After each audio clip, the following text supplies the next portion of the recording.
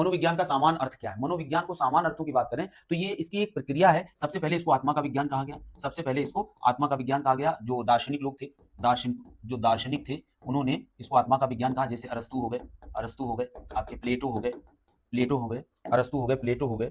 ये कुछ मनोवैज्ञानिक थे उस समय पर, ठीक है। इन्होंने इसको कैसा कहा? आत्मा का विज्ञान कहा, क्योंकि ये जो वर्ड है साइकी, इसका मतलब ही होता है, साइकोलॉजी में जो साइकी आता है, इसका मतलब ही होता है आत्मा। और जो लोगोस होता है, इसका मतलब होता है अध्ययन, ठीक है। तो आत्मा का अध्ययन करने वाला विज्ञान किसने माना था इसको? तो ये दार्शनिक थे, यूनानी दार्शनिक थे, अरस्तु, प्लेटो। तो इन्होंने इसको माना था शुरुआत में। फिर इसको माना गया मन का अध्ययन करने वाला विज्ञान, जिसको माना डिकार्टे ने। डिकार्टे हुए, पोम्पोनॉजी,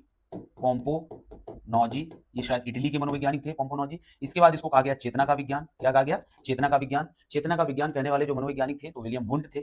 आपके कौन थे? वुंड थे, विलियम जेम्स थे और जेम्स सली थे।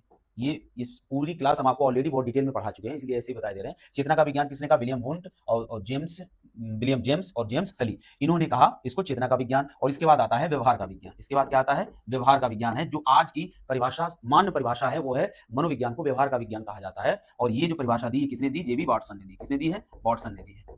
ये वाटसन सर ने इसको कहा कि मनोविज्ञान जो है वो व्यवहार का विज्ञान है। इसमें ऑब्जर्वेबल होता है ना, प्रेक्षणीय व्यवहार होता है, उसकी बात ही करते हैं, जो हम करते हैं किसी काम को, ठीक है। इसकी बात कर लेंगे। तो यहाँ पर क्या क्वेश्चन पूछा गया था? मनोविज्ञान का सामान्य अर्थ क्या है? केवल दबाव का विज्ञान, मानव व्यवहार एवं मानसिक प्रक्रियाओं का अध्ययन। का क्वेश्चन हमारा चेंज हो गया, इससे पहले क्या था? ये हो गया। तो यहाँ पर हो जाएगा मानव व्यवहार एवं मानसिक प्रक्रियाओं का वैज्ञानिक अध्ययन। देखिए, अगर आपसे बिल्कुल आधुनिक परिभाषा पूछी जाए और वहां पर लिखा हो व्यवहार का, मनोविज्ञान व्यवहार का विज्ञान है, केवल इतना लिखा हो, और दूसरे ऑप्शन में लिखा हो मानव व्यवहार का अध्ययन एवं मानसिक प्रक्रियाओं का अध्ययन, तब आप कहोगे कि ये ऑप्शन ज्यादा परफेक्ट है, क्योंकि इसमें जो बात के संज्ञानवादी हुए और मानवतावादी मनोवैज्ञानिक हुए, जो जीन पियाजे हुए, लेव वाइगोस्की हुए, इसके अलावा आपके अब्राहम मैस्लो हुए, और इसके अलावा आते हैं कार्ल रोजर्स हुए, इन मनोवैज्ञानिकों ने इसको मानसिक प्रक्रिया, और गेस्टाल्टवादी भी इसमें आते हैं, इसको मानसिक प्रक्रियाओं से भी जोड़ा। मतलब केवल ऐसा नहीं है कि हम जो व्यवहार करते हैं वही मनोविज्ञान केवल उसी का अध्ययन करती है, बल्कि हमारे अंदर जो सोचने, समझने और समस्याओं को समाधान करने की क्षमता होती है, उसको भी मनोविज्ञान की कैटेगरी में रखा जाता है, जो कि कैसा होता है? मीजरेबल होता है, मापा जा सकता है, ठीक है। तो ये कुछ तथ्य थे जो हमने आपको बताया। कोई इतना बड़ा ये